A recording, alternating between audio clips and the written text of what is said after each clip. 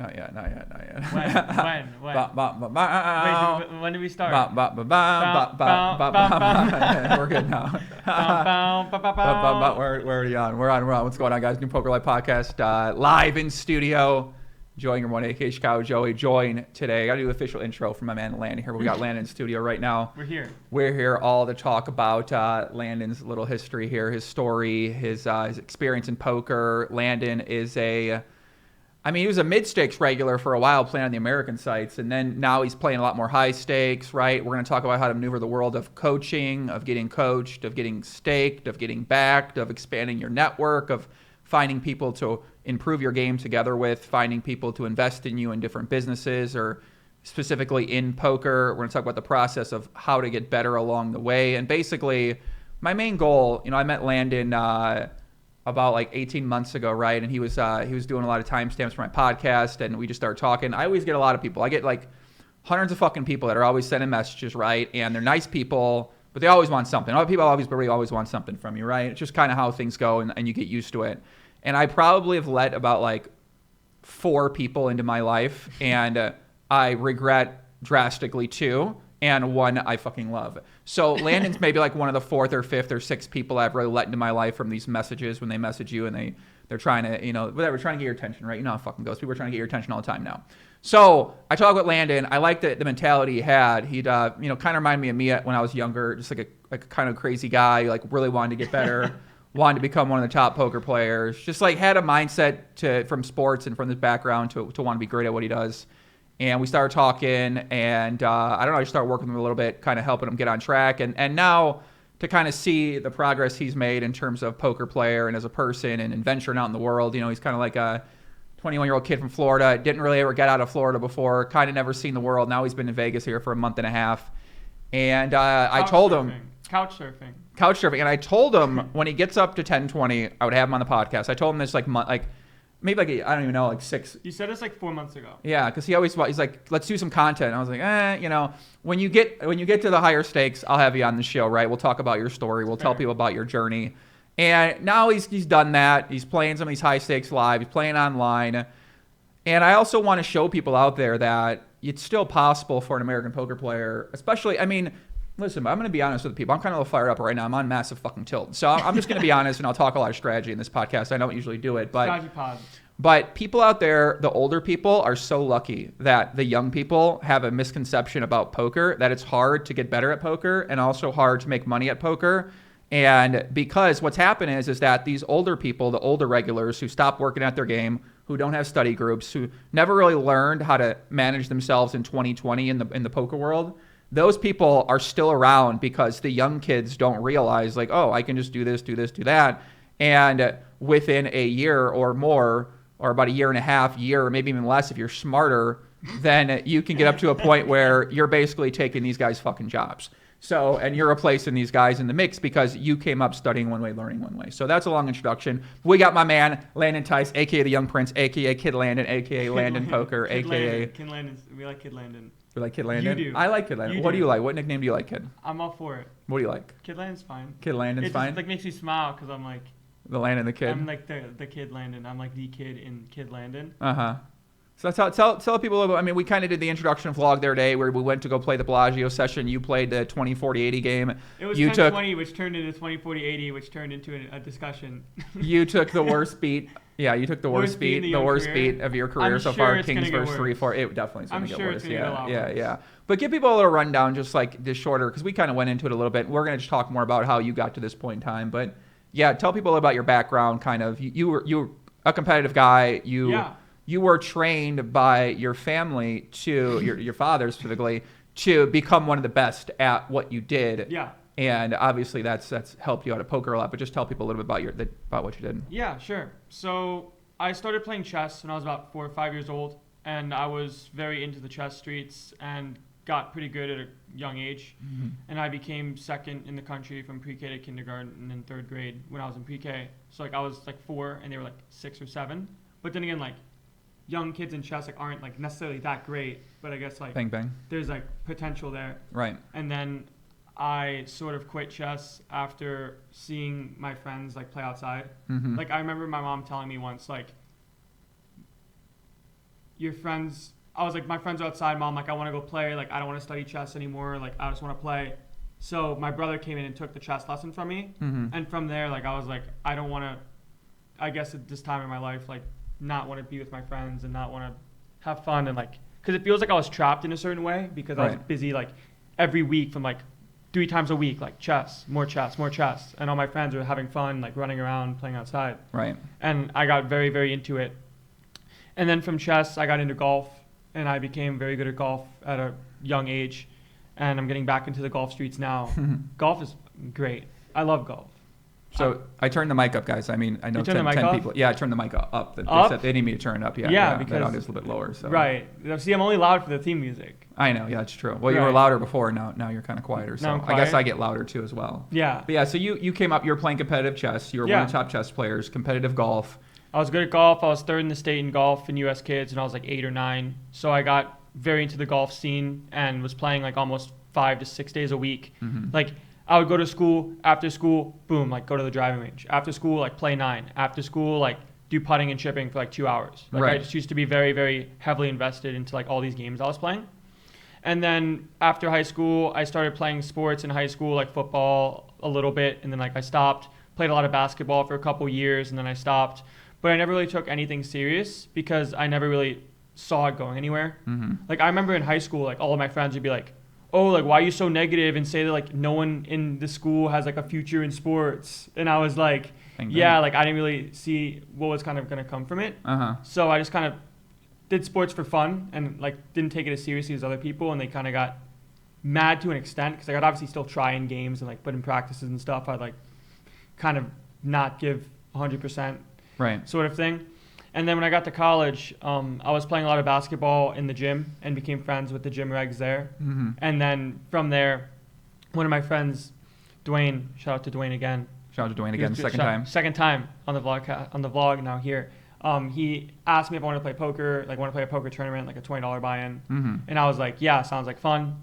Ended up winning that for like a couple $100 back when I was in college and had no money. And I was like, oh, I guess you can make some money then. How long ago was this? This was about 18 months ago. 18 months ago, okay. So 18 months ago, you found out about poker 18 months ago. Correct. Well, I found out about taking poker professionally serious, yeah. 18 months ago. Right. Okay, but you knew about it before that. I used to play poker all the time with my dad and like some kids and friends at summer camp, like play for like snacks or something. Like we'd all get snacks, and then like the winner, like everyone would like get like X amount of chips, and like it'd be like a tournament, and like the winner got all the snacks, and they became like the snack lord.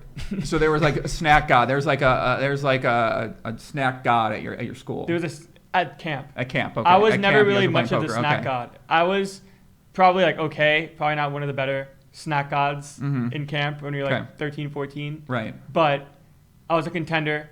To get some snacks. So you get the snacks. You got the snacks, okay. And then 18 months ago, you decided to start taking poker seriously. What's your first step to do that, and how do you go upon doing that? So my first step for poker was trying to find someone that I could reach out to that was way better than me. Why did you do that? Because that is not what most people do. Most people just start playing, or they join a forum or something like that, or they watch some vlogs and then they just start playing themselves. But why did you decide to reach out to someone that knew how to play better than you?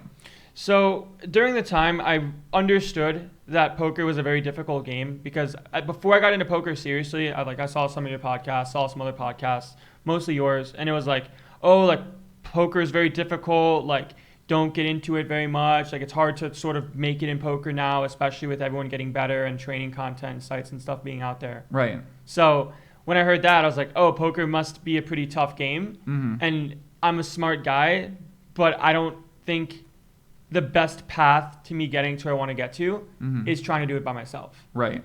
And so I reached out to a friend of mine that I knew from video games back in high school. I was very into like the video game scene.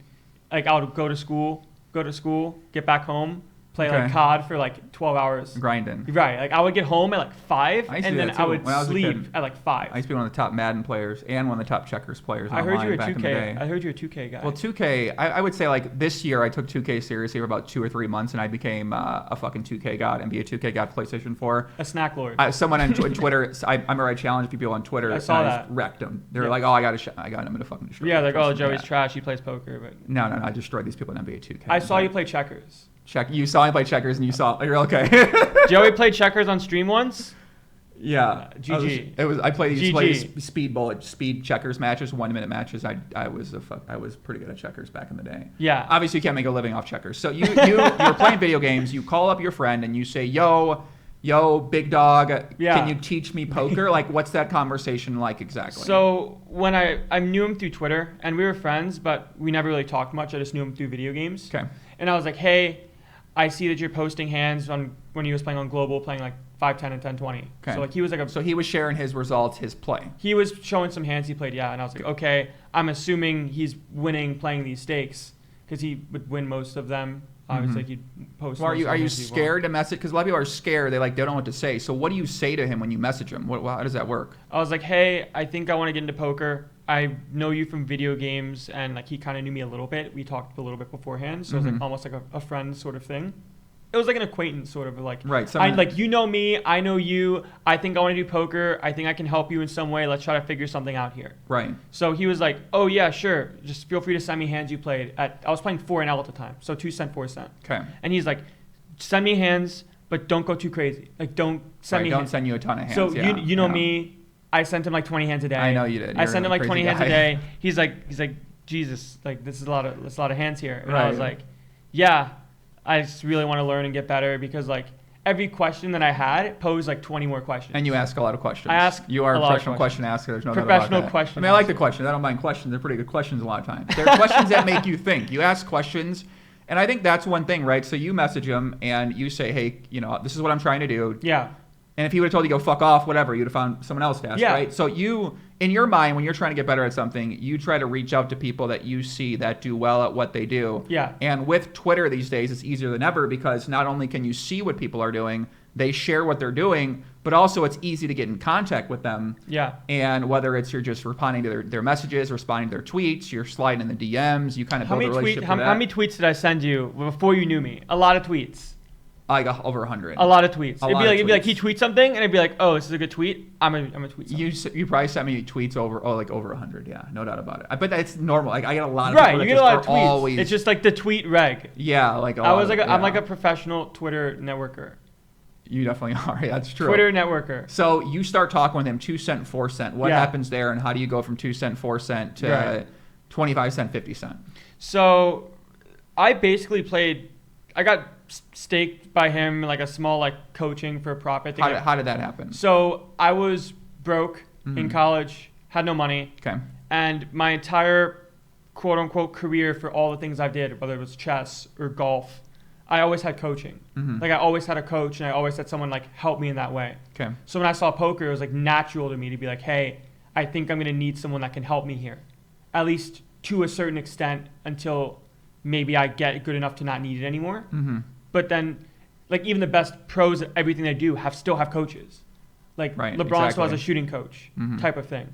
So I was broke, and he saw that I was doing pretty well at micro stakes, and he was like, "Okay, I don't think you should spend all of your time playing 2 cent, 4 cent, winning like 20 buy-ins, and that's like obviously a great day. That's an insane day, but like." I could be spending my time, like if I was playing 20 now and won 4 buy-ins, it's $80 versus grinding for 13 hours, like my tweet yesterday. Right. Like grinding for 13 hours and winning like $20, or you just like stack someone at 20 now and then you win the buy-in.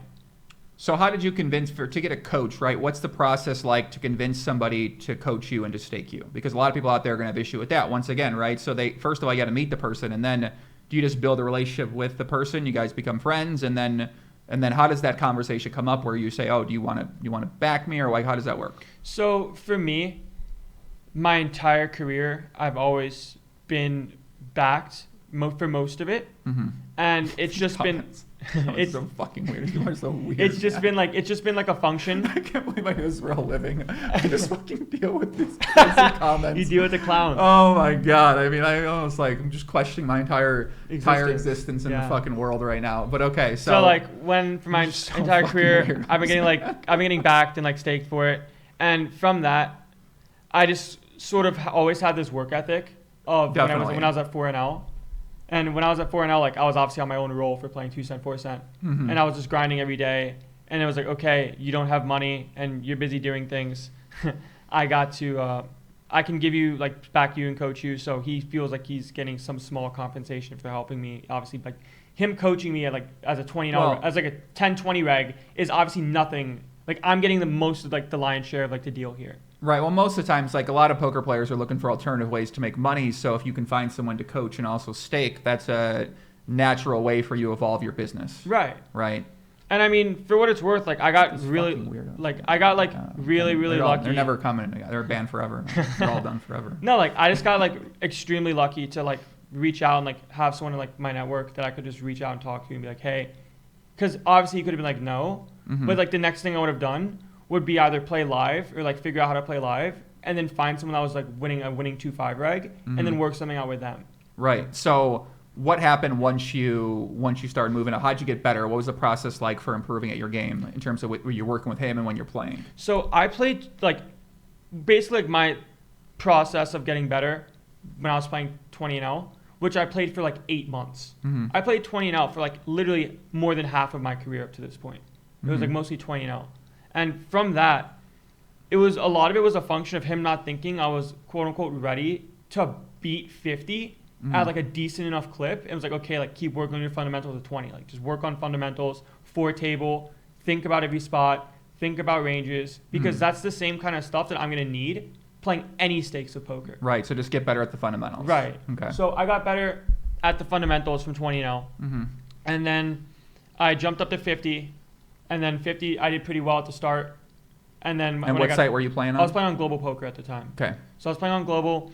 I got to 50, did pretty well, got to 100, and then I thought I knew everything. 50 cent dollar. Yeah. 50 cent. I played 50 cent dollar, and I remember losing like $1,000 in like 8 hours playing a mix of 50 now and 100 now. And I remember like my entire existence just like shut down. Right. I was like, what just happened? I was like, I don't know what I just did. I don't know how I lost like all of this money, because even then, like I've never had money like my entire like life as like a kid. Like money was always kind of like tight, but like they made it work for me to do like golf and other sports. And I just had like my grandparents were like super like supportive and like very helpful with that, and that was like monumental for like my growth and like my family's growth. And from poker and playing at these stakes and like just shutting down, I was like, I don't know how I just lost this much money in like this short amount of time. Right. And like I've always just had the mentality of like, even if I'm backed, like people always have like the excuse of like, oh, it's someone else's money, like it doesn't matter, like you can just dust off all the money. But like at the same token, I don't make money if I don't win. Right. So like it's still the same sort of mentality of like, okay, I know that I still have something to do. I can't just look at the camera a bit too. Yeah, I can't just okay. I can't just like do whatever I want just because like it's not my money. Right. And from that, like I just always been like backed. And when me and you talk, we would talk I kind of have check-ins with you, right? I go, how are you doing? How's your mindset going, right? I pretty much just helped instill, I think you already had belief in yourself, but that was certainly something I noticed was just like, you really believe it in yourself that you could succeed at poker. And I would talk to you, and after I got to know your history and I got to know how you think about things, I was like, listen, you're 100% gonna be very, very good at poker, right? Even when you were like a micro stakes player, I would talk to you and be like, trust me, like I know successful poker players. I've talked to all of them. Yeah. You have the exact kind of mindset needed to succeed at anything you do, whether it's poker, whether it's a business, which is a business, right? Yeah. Anything, literally anything, right? You have the steps it takes, which is the work ethic, the ability to focus, the ability to seek out knowledge, the ability to get coached, the ability to listen, ask questions. You basically have all these things needed to be successful at whatever it is that you do. Yeah. So I would always check in with you along the way, and you get a little intense sometimes. So, I'm not like, I'm like, you're like all poker, and I'm like a little bit of poker, a little bit of business, a little bit of content, a little bit of relationships, the world, traveling. I'm kind of like spread out. When I was your age, I was all poker all the time, man. Yeah. And you would have some crazy fun poker conversations then. But I was just kind of telling you, okay, and we always talked about this whole backing thing, and you were always like, I'm getting back, I'm getting staked, and I was like, man, I did it the exact opposite, where I never was backed, I never was staked, I was all my own money all the time, built it up from the micro stakes to the high stakes. Yeah. Went back down, back up, back down, every time on my own. Yeah. And I was always like, I think you learn a lot by doing that along the way, which I still agree in. But I think you've shown me that just like in 2020, it's just so much easier to find people who want to expand their business and also want to help teach. Yeah. Whereas before, let's say like 5-10 years ago, I think it was still possible, but it wasn't as a regular of a thing. And now being coached and being staked and coaching for profit is more of a regular thing discussed amongst players, and how to just, I guess, give back in some ways, right? Because a lot of these great players, they don't have a ton of friends. Yeah. So working with someone who's young, excited, wants to get better, ask good questions, coachable, is something that's very appealing for those people once they find out about it. And I think that industry is only going to keep getting better and better, bigger and bigger. Yeah. I think right now it's still in its infant state. That's why I kind of wanted to get your story out there and share it, because I think it's something that you can replicate it in the way that you did, whether you take all of it or take some of it. Just the idea of seeking out people who have more information than you and saying like, hey, I'm interested in learning, like, what can we do here, right? And maybe they say yes, maybe they say no. But that is very, very, very important, and something that's easier than ever in 2020. I see it all the time in other industries that I'm part of. Yeah, and like, but in poker, I don't see it as ton on social. With solvers, it's a lot easier of a path, just because someone that has a lot of money is like, hey, I'd like to back you and like help you get better. Mm-hmm. So we can have like group calls, him and a couple people, like whoever's running a coaching stable and has a couple people. Yeah. So like with a couple people, yeah. It'll be strong. That muscle in a kid. Yeah. There you go. So from that, like, you can just have people in a group and talk about PIO outputs, talk about hands you've run, talk about all these things. You're just talking poker strategy. And then you just talk poker strategy, and strategies kind of evolved, and people that are good at poker normally are good at explaining why they do things, because that's what makes you good at poker. Right. And that's something that, like, my friend, when I first started playing poker at 20 now, always told me is, like, always have a very good reason for why you're doing what you're doing. So you built that habit up early, which Right. a lot of people don't build that habit up because they don't have anybody to talk to. So they're not really explaining their thought process. And once they're playing poker for a year and a half and they never learn how to explain their thought process, they struggle with that. Whereas you built up that fundamental when you were starting out when you were younger. Yeah. And I mean, it's always been that way, and it's always going to kind of just habitually stay with me. Where, like, when I play a hand in a certain spot, I always think to myself, why am I doing what I'm doing? Especially when you're playing, like, live high stakes. Because, like, you're not playing a lot of hands, so you have to make the most out of every hand you play. So you can't really take a hand off if you have, like, a decent spot in, like, a 3-bet pot or a 4-bet pot, because, like, all you get is, like, this spot maybe 5 times in the night.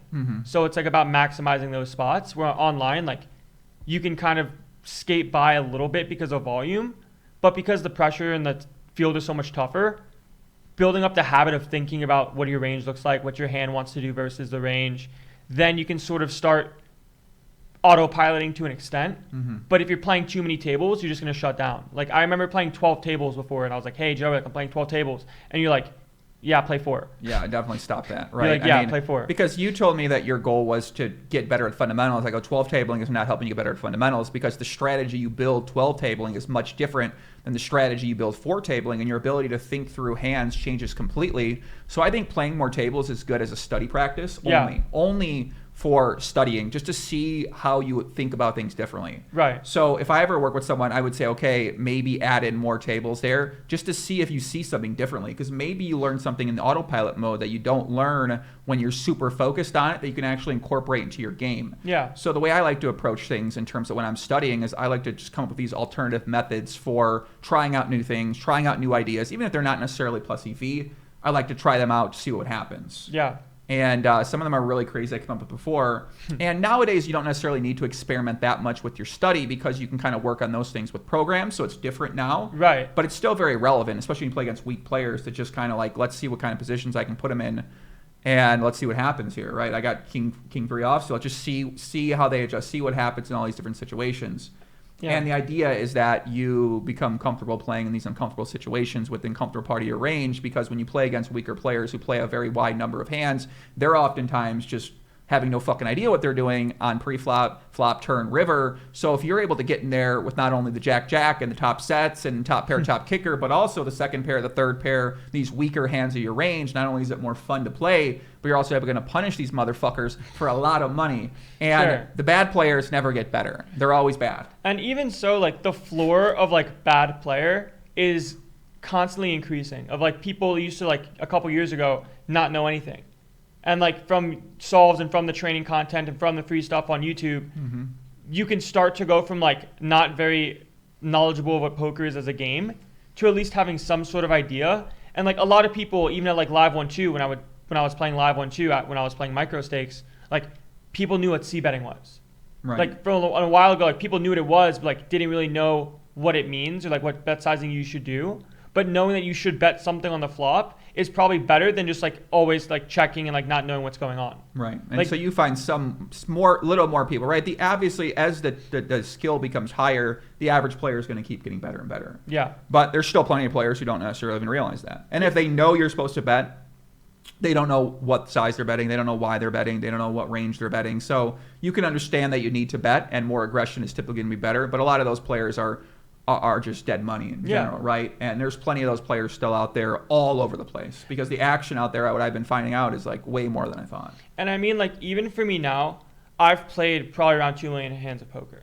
So like I've played a lot. I gotta like see the receipt on that. Yeah. Prove. I want to see it. Like 1.5, 2 million. Yeah. 1.5 million, huh? Well, global like doesn't don't have HUDs, but okay. Like I played 500,000 hands on Ignition this year, and I stopped playing. I've seen that graph. That graph's sick. Right. Sick graph. So I played like 500,000 hands on Ignition this year, and I've stopped playing for the past like month and a half, mostly because of being in Vegas because of WSOP. Mm-hmm. And like a lot of it's like I've just put in a lot of time like away from like the public of like when you grind online poker. So it's like people know me now because like I went from, like you were saying earlier, from like wherever I was at like 500 an L to like 20, 40, 80 live high stakes. Right. And for what it's worth, like some of those games are like relatively like softer environments depending on how like what the game is like.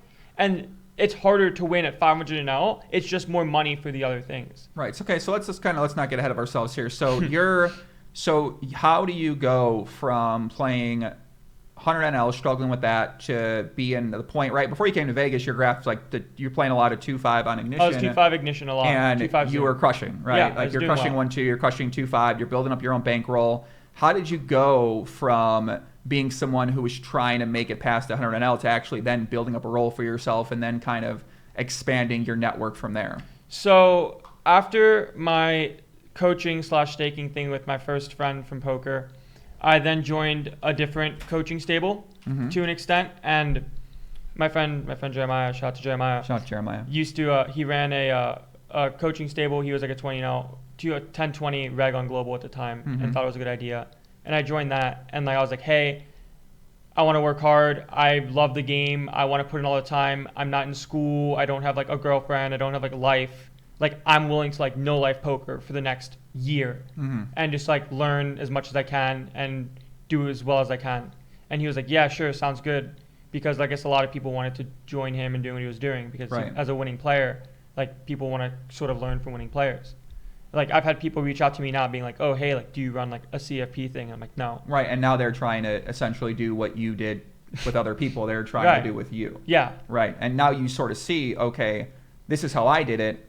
And now you can essentially, if you wanted to emulate that business model and create that own business model yourself, if that's a way that you wanted to go upon making money from poker yourself. Because I think a lot of people think that, oh, the only way I can make money from poker is by playing poker. But there are many other ways to monetize yourself. For sure. When it comes to the poker world, outside of you specifically sitting down having to play and grind the hands. Yeah. So, okay, so then how do you go? Is it just same process? You still have the study groups. You're still working with good players, and you're constantly breaking down your hands, breaking down your sessions, and just trying to take in as much as you can from these other great players out there and sort of see like, well, what did they do, and then how can I do that for myself? Yeah, like when I joined Jeremiah's group, I started at 15 L, so I was playing 25%, 50 cent. But from the fundamentals I built up with Steven, and shout out to Steven. I basically went and won 20 buy-ins at 15 L in 2 weeks. Okay. So the way that the bankroll strategy worked was as soon as you won 20 buy-ins, move up, take a shot. If you lose like 5 or 6, drop back down, win a bunch more, and then try again. So from the fundamentals and stuff I learned, and learning what Pio Solver was, and starting to run some sims and like learn some outputs and get a general idea of like how I can refine the things I was doing, but didn't really understand the technical reasons why, because I wasn't using solvers at this time. That just kind of helped drastically understand. Like it gave me clarity of mind of understanding why something works. Right. So it was like your confirmation to why you might have been doing what you're doing. Definitely. Okay. So from there, I joined, and I 15 L. I won 20 buy-ins in like 2 weeks. Ran really hot and ran at EV, but like I won like 20 bigs per 100 for like 20,000 hands. Like that's just insane. especially with rates. So you were killing it. I was killing it. Okay. Go to 50, go to 100 now on ignition. So I was playing 100 now with Steven, but Jeremiah was like, just play 50 and then you'll get back to 100 now pretty quick. I ended up doing that. Played 100 now for like 2 weeks, won 20 binds in 2 weeks again, and ran pretty well, I guess. But it seemed like I was doing some things right, and I was. Otherwise, I wouldn't have had the early success I had. And then I got to 200 now, and at 200 now, I struggled for like 3 months. For 3 months, like I was winning like 2 bigs per 100 adjusted, and I was like break even. Like I was literally break even over 3 months. Like EV graph was like this, like over a lot of hands, and like the money graph was like this. So like I didn't make any money, and I was like, I'm not sure if what I'm doing is working. Right. But having the graph to prove like, okay, you're just kind of running bad, and obviously if you're winning 2 big blinds, you can increase the win rate. I knew that I was doing some things wrong, and maybe it's uncomfortability because it's more money. Could have been, definitely. Yeah. Yeah. Then, You're just. I think that's what was happening with you, really. Right. From talking with you, it just kind of seemed like, it takes everyone a different time period just to wrap their head around how much money you're playing with, right? Even if it's not your money, even if it's your staked, but it's just the idea in our head that it's now $200 if we lose versus $100 is a real big mental hurdle that people have to overcome. And some people never overcome these hurdles. Eventually they get to a stake and they stop. Yeah, where it's like, oh, like I'm only comfortable with risking X amount of dollars, which is fine. But if you want to get the higher stakes poker and play for more money, that can't be the case. Because obviously, if you need to run a bluff in a spot for stacks and it's a good candidate and you have a good reason to do it, you got to implement. Which I think you're getting a lot better at that now. I'm getting too good at that. I'm getting too good at that, and I'm putting in too much money with bluffs. That's how you go broke sometimes, technically. Yeah. But, okay, so Steven says, how do you learn how to effectively use Pile Solver? I learned Pile Solver through being in the coaching stable. Right, so you just kind of watched, you asked questions, you learn. I mean, listen, to learn, I know, I don't want to say it out there, right? But to learn this stuff's quite easy, right? It's repetition. Yeah, you just have to spend hours in the lab and just work on your game, talk with friends that are good at the game and good at using solvers. Like I have some friends of mine that like I talk to a lot, specifically with like solver help, where I'm like, oh, like at least before I kind of got better at it myself. Right. When I first that's started, how you start off, I was like, hey, how do I use Pio? How do I run a sim? Right. I literally started with how do I run a sim, and I thought Pio was scary. Let me give an actionable thing. So there's videos out there, there's plenty of forums as well where people are trying to build communities, where one way they build community is by talking strategy. So you're going to find plenty of good players out there, whether it's through Twitch, YouTube, or Twitter, who have these communities on Discord or in forums where you can ask these same questions. So Landon has more one-on-one access. If you're scared to get one-on-one access with someone or get into a group like that, a more intimate setting, you're able to go to bigger groups of people and ask these questions, and not being afraid to ask questions that you might perceive as simple or easy or dumb, where that is a big thing, right? Like because a lot of it's just, there's no bad questions. Right. Like you just have to start somewhere and be like, okay, how do I learn this? Because I literally remember when I thought Pio was difficult to use, and I thought like Pio was like impossible. And I'm sure, because like if you look at Pio for the first time and you see like all these options on this checklist you can do, you think that you have to be like deep in the lab to understand what's going on. Right. But if you take 30 minutes and it's like look at the program and like watch a video, and like Finding Equilibrium probably is a good video out there somewhere about how to use solvers effectively. And he does. And he does. Yeah. And it's like just look at something and just don't get too scared about it. Right. And then, but it's just a matter of time. Like you look at the first time, all right, look at the second time, look at the fifth time, look at the eighth time, and then it starts clicking. It's like anything. Right. If you say like, oh, I don't want to do that, then that's it's like fine, your opening ranges in PLO for you, and it's like opening ranges for No Limit to me. Like you play enough hands, you do enough things, you get in the spot enough times, it just becomes habit to you.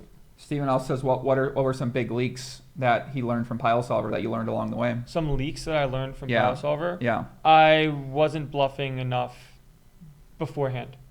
I started bluffing more. My red line graph kind of shows that. I know. Yeah. And turned to a red line savage, a bluffing master. So you weren't being aggressive enough. You weren't check raising enough combinations. I wasn't you check weren't raising probably defending enough combinations, right?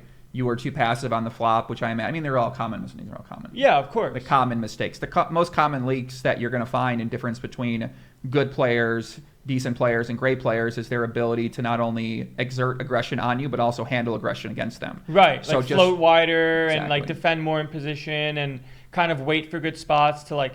I remember when like one of the big things that I learned a lot, especially like for bluffing and stuff of that nature, was like suits that like your hands contain, if they like are on the flop, are very important. Right. But like we'll leave it at that. Like they're very important. So like understanding what suits you have when you block and unblock backdoor floats, because like strong players will float with good strong draws. Right. Like you have 2 overs in a backdoor draw. To me, like that's like the nuts. I'm like, okay, I'm seeing a turn card. Mm-hmm. Turn card brings a flush draw. I'm like, okay, I'm seeing a river card. Right. And then at some point, if they check to you, you get to bluff along the way.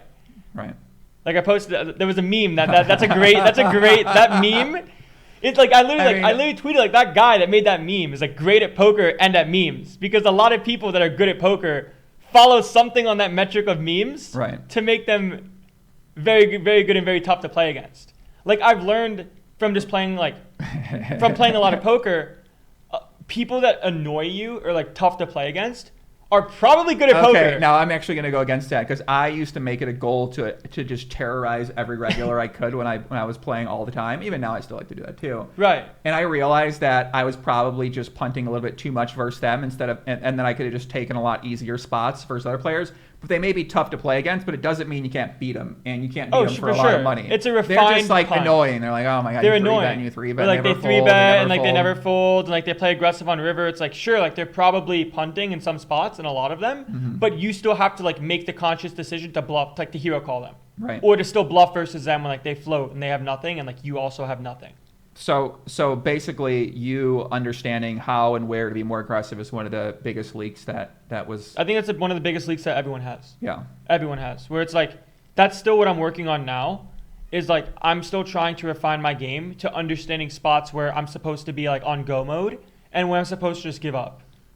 Like it's a very big skill to have and something I still spend a lot of my time on. Like I'm nowhere near perfect. I'm nowhere near like the super solve, the super wizard. Like I have a lot, like I have more stuff down theoretically, but there's a lot of stuff I can use in practice that helps me get better at the game. Yeah, exactly right. I mean, and kind of just figuring out, okay, how do I implement that? And do you want to sometimes not take every spot? Yes. Because there's a lot more straightforward, easy spots that not only decrease your variance, but at the same time, and this is a very debate that's gone on for a long time, is should you take every plus EV spot no matter how much plus EV it is? Right, because sometimes... Or should you just wait for those better spots that are bigger winners? Right, where it's like maybe you're slightly winning versus someone, but you're massively winning versus somebody else, and maybe the spot isn't worth it if you're in a spot where you can't handle it. Exactly, right. And I've had my experience with this in a very, very fair share of time. Right, especially if you have a big loss, and that's going to put you out of action in that game, and it's going to reduce your earning power. Yeah, right. Something like that. Kid. Okay, kid. So let's talk about. Okay, so here's what happens then. So then, I say, okay, I'm going to share your story, right? So I let people know, like, hey, if you want to follow a guy that's excited about poker, because the general mood in poker is so. What do you think it is? I mean, what mood in poker, like how people are like, how people act, how they like, it's good. I think a lot of newer up and comer kind of people, more of them aren't from the U.S. just because a lot of people in the U.S. don't really know what their option is besides live, and that's a fair statement because like it's kind of like shady. No one's really taught them, and they don't know how to navigate the situation. It's not as easy as you go load up money and just play and sometimes you have to know how to navigate the ecosystem. Yeah. So it's like from there, a lot of up and comers have like this different mentality of poker where like there's not as much entitlement. Where like from back in the day, it's like, oh, like I've proven myself back then, that must mean I'm good now. That must mean I need to be an authority. But the game changes so fast, and like something that I not worry about because I know I'm going to stick with poker for as long as I do. But the game is going to constantly change. Like what's good now is not going to be good 3 years from now. Right. And what's good 3 years from now is going to look laughable from like 10 years from now. Right. So it's just about kind of staying in action, staying in game, keeping up your knowledge and your learning of the game to where there are some things that just don't fly anymore in this day and age, especially versus good players, because of something like a solve.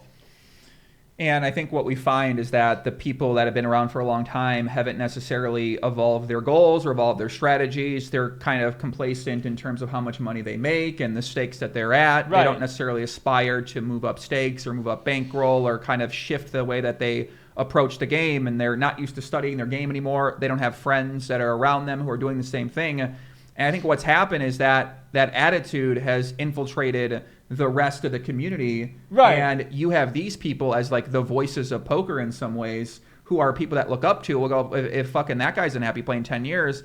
I just think the way that a lot of older poker players approached it was very out of line and not necessarily in line. Yeah. It was way too... It's like people in poker now think that because, and I was this way myself. I had a good convo with Nick Marchington. Shout out to Nick Marchington. Shout out to Nick Marchington. Very, very, very good conversation. Shout out to Nick. Where, like, just because they're good at poker, they make them think they have like this grand opinion of everything else and the way the world has to work.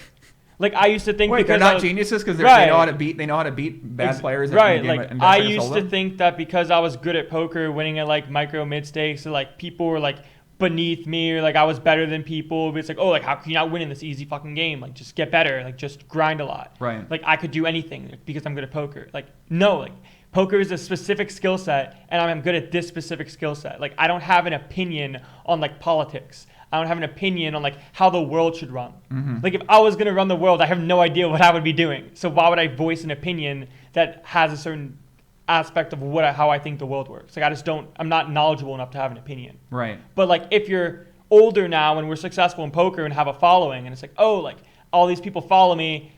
Now I have all the answers. Right. You start giving off this narrative that you think you know how the way the world works or the way the world should be in your eyes, which is a very biased approach. And then also what's happening now is everyone's sort of having that approach, even without success. They haven't had success in anything. They just think that they should know how a good example is like people that like kind of come at me sometimes like, oh, like give me $25,000 and I'll fucking run it up. It's like, okay, try, feel free. Mm-hmm. Like it's hard. It's not like that easy. Like it's not like the first part is like having people have enough faith in you to understand like how much you understand the game to even give you the opportunity in the first place. Right. And like having the opportunity for me is like the most gratifying and grateful thing I could ever have is like just like I always think about it now more, especially with the people I'm talking to, especially with you. And I'm like, yeah, like I'm in a really great spot and I'm very fortunate and I want to make the most of this opportunity. And I know very easily that life could have been different and none of this happens.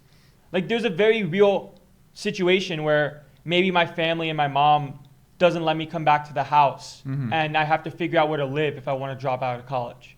Like life just works out in so many different ways that I'm really fortunate to be where I am now and I just kind of have to enjoy it a little bit. I mean, once you start to understand how once you start understanding how easy it is to learn about anything these days, then you can reprogram yourself. To think where a lot of us are taught in school to learn a certain way, to get a job a certain way, to go to college a certain way. Like we're sort of taught to structure our lives in only one way, and that's because the people that design that system want us to think about how to approach life from that way because that directly benefits them and the way the overall world system is set up. But nowadays, with access to top minds from any industry and also access to top learning material from any industry, you can understand the financial system and you can understand how money is made and how business works to the point where you're able to do whatever you want in that situation. If you understand, okay, well, how do I make money? All right. Well, I have to provide value to someone. I have to solve problems. All right. Well, what am I good at? Okay. How does that work in terms of solving problems? Okay. Who are the people who have businesses where they make a lot of money solving these kind of problems? It's like, who can I talk to that can help me, or like, what can I learn from? Exactly. Like, it's always trying to find something you can learn. And like, even like for my own sake, like I've put in a lot of time and a lot of hours into poker, probably playing around 200 to 250 hours a month for the past 18 months. Right. And whether it's not just grinding on the felt or on like online felt playing live, every single waking moment of my existence, and as you've known and the people that know me understand, I'm always thinking about poker. I'm always thinking about things I could be doing differently. Like even while I'm saying like this sentence, like I'm thinking about like, oh, like how do I get better at poker? Like what can I do better? And it's like just kind of staying in the atmosphere with people that challenge you, then push you to get better. You also have like, you feel an obligation to push them as well. Right. So it's kind of like, it's just your network of people you have around you. Right. And it's like, it's like a mutual thing where it's like everyone that I talk to now has like this very severe drive to just learn about theory, learn about how the game works, learn how the deck works. And I have the same sort of mentality. So like every night I'm like, okay, like how do I get better at poker? Like what can I do today that helps me with my overall experience? Like what can I do that maybe isn't necessarily a technical skill, but a mindset issue I have with the way I was playing poker. What are some things you've been discovering lately? Well, I discovered that like sometimes what works in theory doesn't work in practice. And like what? Like an example was like maybe a bluff is great in theory, but if somebody folds earlier streets, that can make a later street bluff light money on fire. Right. Like, so what you're saying is that if they're not defending the proper ranges in exactly. earlier streets, then they're not going to have enough hands to fold on the river. Therefore, you shouldn't bluff because the way that you ran the simulation, you put in certain hands in their range that don't actually exist in their range, and you haven't run the adjusted ranges yet, which is what theoretically would be the next thing you work at. The thing about solves is like the solve is very fragile. Like as soon as you start making people fold by a little bit or call by a little bit, your entire strategy massively changes. So if you take that to extremes and say, oh, like I think this guy's like folding all of these hands, then it doesn't matter what blockers you have to run a bluff. You just run the bluff. And it's the same thing if people are folding too much on earlier streets, that means they just have very strong hands on river that they just aren't going to fold because they're very strong hands. So then all of your bluffs that you think are good in theory just get fucking smashed. Yeah. And that happens a lot in live poker. Because in live poker, people are very nervous, especially like higher stakes. Way too much strategy. Yeah, too much strategy. Right. So people are like pretty scared. So like when they start calling for bigger bet sizes, like it's something that like I have to work on. It's because with me, like. So you have to work on the ability to identify which players. To calibrate. So how do you identify that? This is a lot of strat, Joey. I know, isn't it? There's a lot of strat. Okay, you love talking strat. I'll line you up for it. I'm the most like strat talky. You love strat. Okay, so how do you? Yeah, they say you got some fierce eye contact. Well, he's not used to being. I've done about 900 videos, right? Landon's done a few videos. He's a beginner, right? So we'll get there. He's basically like this is the fierce eye contact of poker. This is just poker. This is like the poker, like the fire. The fire is here. Yeah, you're just intense. All right, so how would you do that, right? So let's say you're playing, and how are you going to be able to identify which players are doing that, right? It's like demographics. Sometimes like you make assumptions. Like I remember Seaver was on the podcast and talked a little bit about that. Where like sometimes like he sees someone that like acts a certain way. He's like, okay, like this guy like doesn't want to like hear a call for all of it. I mean, Seaver was dropping so much fucking knowledge. Yeah. I didn't even tweet up a advertisement for that pod after. I was like, I mean, I guess I had one story. Right, be like, oh, like thanks Scott for joining the pod. Yeah. Everything he said, people would be like, is that really accurate? But yes, the guy's one of the top players in the world for a reason. He was dropping. I mean, I'm surprised you picked up on that.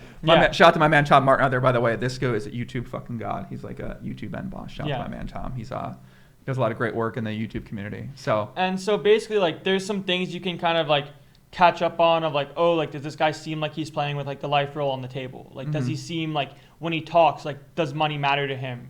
Does he talk about like when he loses pots a lot and like feels like upset about it? Like, how does this guy, like, what is this guy's role in the game? Right. Of like in live poker specifically, it's like, oh, like, does this guy, do you know if he's like constantly like a losing player? Do you know if he's a winning player? Do you know if he's aggressive, passive, and it's something you pick up over time?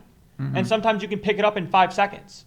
Like sometimes you see someone that talks about like, oh, like just like you just went all in for like 2x pot, like, and they just look shocked, like whoa, like, so it's like, okay, like this guy's probably only gonna call if he has the nuts, like, right. So you just kind of feel out and gauge how much people are imbalanced in a certain way. That's good. Yeah, it's redline a little bit. Yeah. Oh, okay. Yeah. So it's like everyone's imbalanced somewhere. It's just a matter of finding out where. Right, exactly. And that's someone said shout out to Steven. I like this guy in the chat right now. He said he was answering the question. So I kind of know a lot of the answers to all these questions I ask, which is why I forget to sometimes ask them. But right, me too. Other people always have different answers to the things. Like, remember I asked Ike about ICM, and he like gave a 3.5 minute answer. I was like, holy fuck, dude, this dude just dropped the biggest ICM knowledge. I'm like on my show of all time. Most expensive free content of 2020. Yeah, I dropping the ICM knowledge like that. But sometimes as a host, especially when you've been entrenched in poker for so long, like these questions aren't even on the top of your mind anymore, but the answers you can get are whether they're reminders for longtime players, whether there's something that's brand new for a marginal kind of player, whether there's something that a weaker player can't even comprehend, and they're sort of like they're like, oh my, I don't even know what he's talking about, right? Yeah. So I like the more simple questions sometimes because what's born out of them are great answers that you can then kind of take different paths in different ways. So basically what you're saying is that you're paying attention to everything they're doing, everything they're saying, any history you have with them, any notes that people are sharing with you. If it's online, you of course have the history with that person. I think that's where it becomes more of what poker is, I think, makes special, is when you play against other good players and then you have to pick up on what they're doing that's weak, because their game's always evolving too. And just because you had a read on them one day doesn't necessarily mean they always do that. Right. But sometimes people act a certain way because of a moment. Like maybe like they get stacked, so then they start like bluffing more because like they're in an aggressive mentality of trying to win back the money for the session. So it's like by default, that's something I would take into account. If somebody like ran a bluff and got stacked, they're probably more likely to run more bluffs or be lighter pre-flop because they want to try to win back the money and get in like these bigger pots with marginal hands, because you don't get aces every 5 hands. So obviously if this guy's 3-betting 20 times in like 2 hours in live, he wants to play a big pot. Like he's trying to win some money back. So you're You're willing to go for it, right? Like you have to feel Some players are going to see a guy like that who's 3-betting a bunch, and they're going to defer. Whereas you are going to be able to identify, okay, you're willing to take it back to that kind of player. Right, where it's like, you're okay, comfortable like, getting show into the me. mix. Right, Right, you're comfortable getting into the mix with those sort of people like that. I'm always comfortable getting in the mix. You really are. I'm probably too comfortable getting in the mix. Where it's so, like, okay, so let's talk about since you got to Vegas. So when you came to Vegas, you told me your plan was to play live poker. Then you started studying tournaments, and you cashed for $100,000 on the World Series of poker events. I ran really hot. Sure. I ran really, really good. What do you think about that? Like, I think that's talk insane. about your trip to Vegas, right? So, why did you come to Vegas initially, the first place at the beginning of June? So I came to Vegas because from sitting in my room and kind of isolated in Florida, I felt kind of sad and like a little bit of like depression that I've had since kind of getting into poker, because a lot of like my poker career and journey to this point was me playing and being in my room all the time, grinding, watching like 6-tabling, watching like a show on the side, 6-tabling, watching a podcast of yours or someone else's on the side. Right. And like I was always like in this state of, just because I was backed at like lower stakes poker didn't mean I had money. So I was like eating a lot of like vending machine snacks, like kind of having like the broke kind of college kid. Right. But I didn't see college working out at all. Like I didn't pick a major when I was at Florida State because I didn't know what I was going to do. Okay. So as soon as I found poker, I was like, oh, like poker, like I'm going off. Like this is what I want to do.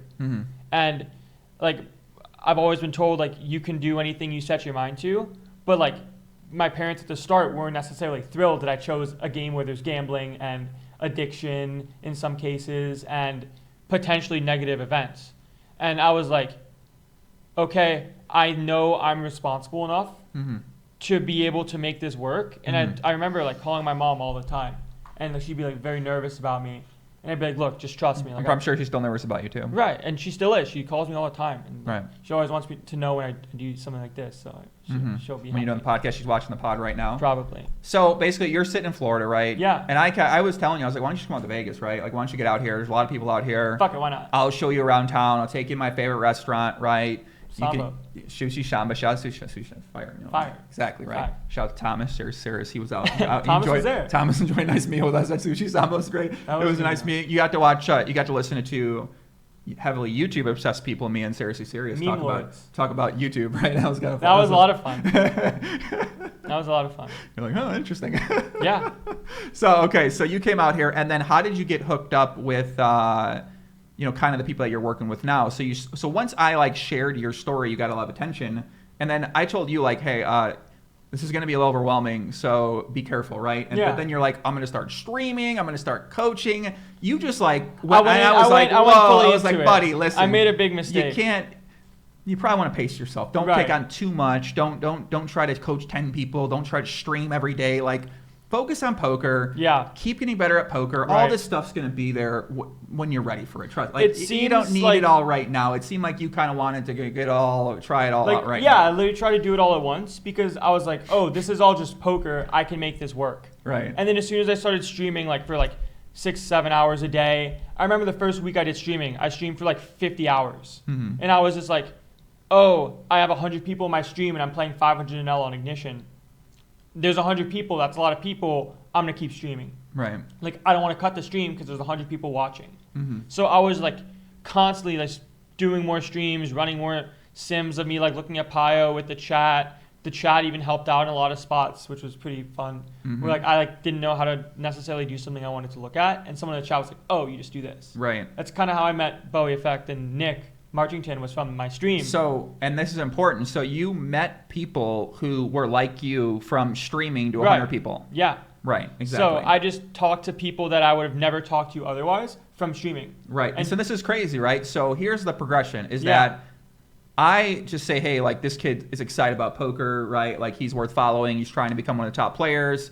He'll share his journey, and he's not going to make you want to fucking kill yourself, because some of these poker players you watch and they're just like super somber, whatever move. Okay.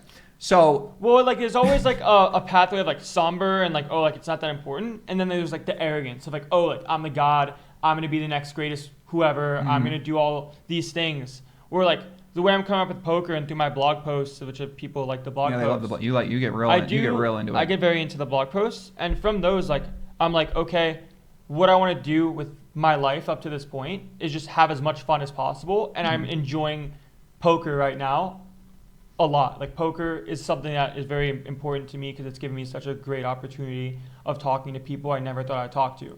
Like I remember like doing timestamps for your podcast and thinking to myself like, oh yeah, like I'm gonna get on this podcast one day, like no question. And it was the same sort of belief I had in when I played poker. We got him. You got me. We got him. You got me. You're on. Yeah, it's right here. Right. So when I first started with poker, I had all of my family and friends be like, hey, like I don't know if this is gonna work. Maybe you should have a job while you do this. Maybe you should stay in school and finish while you do this. And like I never had a doubt in my mind that I was gonna be capable enough to figure out the answers. And if I couldn't figure them out, find out who did and then make it happen. Right. Like I felt like I had like that work ethic and determination. And like this isn't me like telling people to drop out of school if you really like poker, because it doesn't just work for everyone. It's you sharing your story and talking about the way that you did it. Right. Like I just want to be as transparent as possible about my entire journey in poker, because a lot of people think that like poker is so easy, and like me being here now is a function of me running insanely hot. Where like, sure, I ran great in tournaments. Right. But I played a lot of hands of poker in my entire life, and like I feel very comfortable in my game now, and I'm only getting better with time. So what do you think about my man N2 Deep says if you should listen to your friends and family? What do you think about that? So what are the options when your parents and your friends and family say these things to you? Why do you think that might not be the path, the answer for you? It's just a matter of trust and then self-belief. And it's all circumstantial. Like I knew that if I was not going to be able to be successful, then my parents would then still keep me and like not kick me out of the house. Right. And they'd be like, okay, this didn't work. We're glad you tried something you wanted to do, but then go back to school and figure out what it is that you can actually make a living out of. And then like not everyone has that opportunity, like the blessing of having something like that, where if they fail, like that's okay. That's true. And I'm extremely lucky to have that in the first place, and then also to like make the most of the opportunity. Because like I knew as soon as I gave up everything else for poker, I didn't want to give myself an excuse of, oh, I couldn't make it in poker because I was in school, or I couldn't make it in poker because I had a job to do, or I couldn't make it in poker, when I didn't need anything necessarily, at least at the start of my career, to have a bunch of money, because I just stayed at my parents' house and paid them like $500 a month, which I was making through poker. I wasn't paying like $2,000 a month in bills, playing 10 cent, 20 cent. Right. I just had a very fortunate situation and made the most of it. And like a lot of people now that I've talked to being successful in poker are kind of the same way, in the sense of they took a chance when they were younger and then just like went for it really hard. That's what I did, yeah. And then, the same way I did, yeah. Yeah, you made $1,000 and you quit. I made $1,000 and I quit my job when I was 22. I was like, fuck this. You're like, fuck this, I have all the money. You have all the money. I was like, I'm the richest person I've ever met. I have $1,000 in my PokerStars account. I got $300 in my Fifth Third account. Like, I am rolling high, sitting pretty. I walked down the street, told my buddy Nate, he was working the front desk at the apartment building down the street, and I go, yo, bro. I'm out. I go, I'm fucking quit. I'm done. I'm done working. Out. Professional poker player. Well, yeah, that, and you can obviously do that when your responsibilities are less and when your bills are lower. Obviously, as you get older, this type of trajectory isn't necessarily as. I mean, I think you can still do the same thing, right? But then you have to explain to people in your life. You have to really take a higher risk, because you probably already built something up for yourself in the future if you're in your 30s by now. And even now, like I've been in poker for roughly under 2 years, And that I've learned so much, and the game has changed so much from what I thought was needed to be successful, and that's only going to get harder. Not that poker is dead, because it's not. There's still a lot of money to be made in poker. A lot of money to be made. Where people think, oh, like you need to be like a super GTO bot. But as someone that's knows theory at a very high level, I can tell you that like I use theory as a baseline on how I'm going to adjust versus somebody else. Where it's like if somebody's not defending enough, I don't need to bluff as much. Right. And then how to use that in every spot I play and make the best decisions and assumptions I can. Because the great thing about making assumptions in poker is if you're right, you can make a lot of win rate. And if you're wrong, it's not necessarily that bad, but something you just have to adjust. Like, let's say like I know that like you're calling every time like on river when you call flop and call turn. Every time I have a strong hand, I'll just jam for 3x pot. And every time I have a bluff, I'll just check and give up. And that's just like a very easy example of like how I think about poker on a larger scale, but instead of only on rivers, looking at pre-flop, flop, and turn. Where if I know somebody's not folding pre-flop, I'm probably going to start only having value hands pre-flop and just playing an easier game tree for myself. Or if they're not folding pre-flop, I start taking smaller edges and start ISOing them more to play more pots with them because they're not folding pre-flop. There's a lot of stuff you can do to reduce variance in poker where it's like, oh, like live poker is a lot of luck based. And it's like, yeah, in some spots it might be, but in some spots, if you're only bluffing into certain combos of range and you're always winning or losing, there's a reason for that. And it's not because like you're lucky / unlucky they had a certain combo. Like if someone always has a call, you're not unlucky if you're bluffing. You're just bad at poker. Like it's that simple. Like interesting. Like they like interesting. Where that's simple, huh? Yeah. That easy. Right. Where it's like it's all about you're bad. That's it. Right. Well, in the sense of in the spot, it's like you should be educated enough to know. Like if you can't figure out what someone else is doing, that's what poker is, and it's all about sort of figuring that stuff out. At least in like a pool where you know who someone else is, because everyone has those tendencies. People have tendencies of like, and even myself, like, and this is something that I'm not the best at. Like I'm not even that good at this yet. I'm just better than most. Like I'm not very good at poker, I don't think. Like I have a lot of room compared to grow. to people that you talk to. Well, compared to yeah, sure. Yeah. And like poker's gonna change, and like I know that in order to stay relevant, I have to keep working on my game. So what do you think? So we got a few people in the chat, which I don't know why they would be watching a poker podcast, but they are talking about how poker is addicting and isn't the way to be, and if that you've had this type of intelligence and work ethic, why would you apply it to a game like poker when you could do they something think else? that you could apply it to something that in their mind they think's more meaning? And then once again, it leads back to why the hell would they ever be in a YouTube poker chat? I don't fucking know, and there's a lot of live streams going on there. For me, like, and if it is for everyone else, like, that do things that they enjoy doing, I just really love playing poker. I just love it's playing something the that game. you enjoy doing. Right, and by love playing the game, I can stop playing for as long as I want. I don't have this fiend to start getting back on my computer and grind more, or get to the casino and play more. Like I know that I just love playing when I do, and I love talking about the game itself. It's just something that really stuck with me and helped me get out of a sticky situation of not figuring out what I was going to do with my life. Right. Because I didn't have the same passion and same energy for anything I had in college I had to offer. Right. Like math, no. Like so in this fantasy world that a lot of people put up there and say, well, why would you do that? And this guy said he played for 12 years. Sure. And what did he say? I mean, it's relevant. He said, I played for a living for 12 years because I couldn't hold a job. Now I'm going back to college after burning out. Poker doesn't stay fun forever. So it sounds like the approach he took may not have been the most optimal approach in terms of venturing outside of poker, finding another job, learning new things. I mean, so or just having people around, or just like having people around you that push you and make the game fun. Yep. From like what I've seen, like things are only like fun like based on like the people you surround yourself with. Like I enjoy poker because I have a lot of great friends that I've met through poker, and I'm really lucky to have them.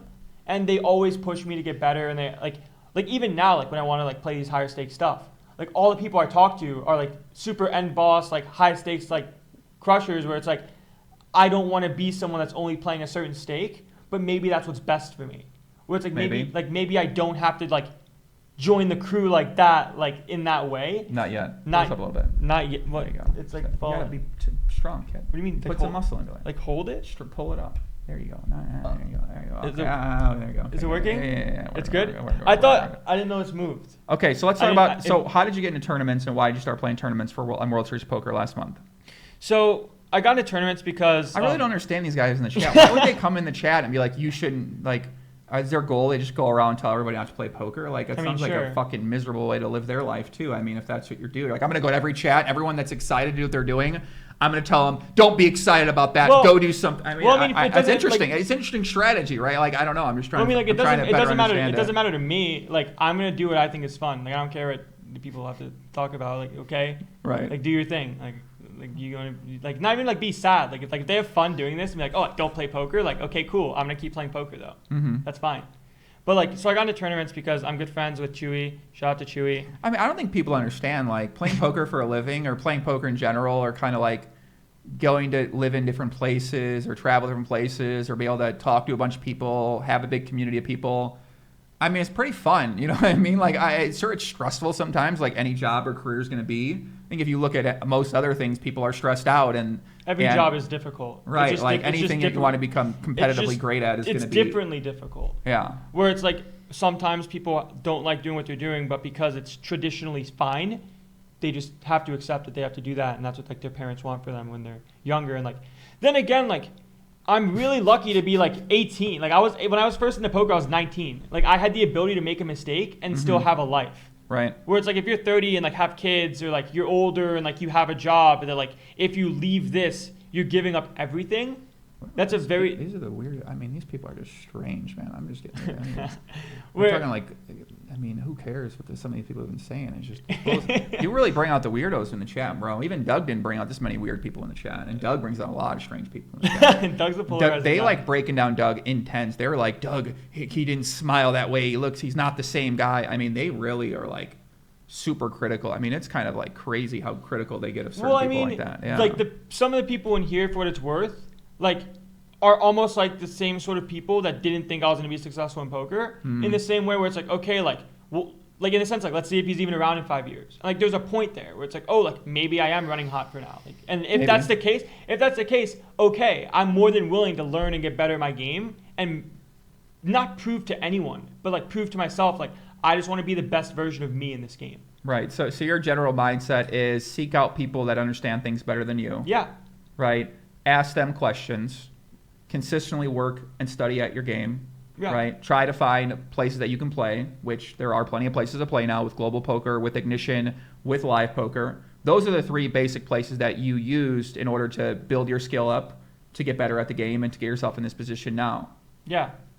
And I mean, it's been great just having all these friends that I can talk to. And I think a big thing that people start asking me now is like, how do you provide value to people better than you?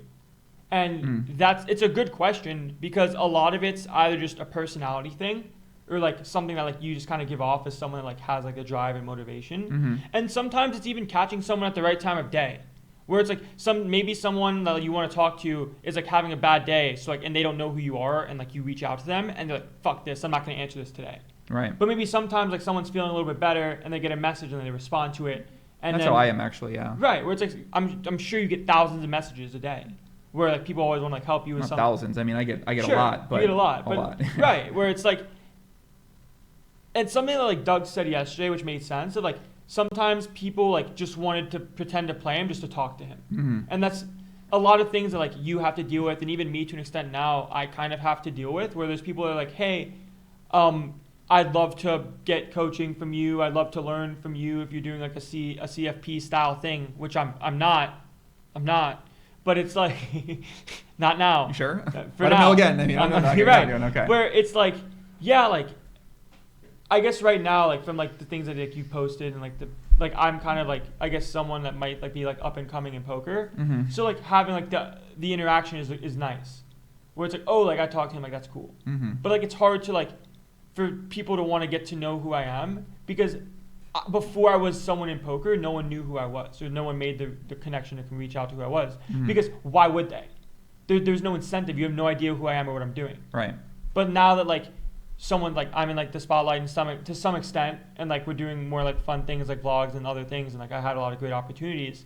It's like, oh hey, like I want to work with you in poker, and is it because like you actually want to like learn something, which I'm sure you do, but then it's like, what's the value you're providing to me to an extent of like, I have a lot of stuff I have to do myself, like adding time for more people when I'm already very solid with the people that I work with and I talk to on a daily basis, adding more just weakens the other relationships because you can't spread yourself too thin.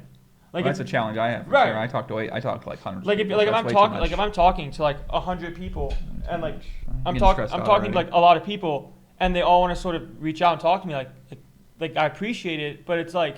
Well, that's something that you learn to manage over time. I mean, that's kind of the new thing now is that people have access to you so easily. So yeah, just my Twitter DMs are open, so people just like message me, and that's fine. Right. Like, and at some point I'll respond to a lot of them. I'm firing my moderators, bro. However my moderators are, I'm just fucking. I'm a moderator, and I can't moderate. I need them in here, man. These people are just like fucking. People aren't crazy. Right, and crazy. It's like. Well, fired up it's like someone's like already big timing people who are like me 3 months ago. Like it's not how it works. Where it's like a lot of people want to reach out to me and like. I guess it's like something you just figure out. You're gonna talk to every single person that sends you a message because then you just talk to those people all day long and you really don't necessarily do anything for yourself. Right. In some ways, right? You're just talking to people. That's actually what happened to me for a while. Maybe the best thing for me to do, to some extent, is continue to do what I'm doing, keep working hard, keep getting after it. Close the fucking DMs. Right, and then at some point when like I'm willing to be like, okay, like I want to take a couple students, like let's figure something out. Yeah. And then even then, the cycle still continues because then those people get quote unquote coaching from me, and then they become really good. It never ends, does it? Like it never ends because there's always going to be people that don't get the opportunity.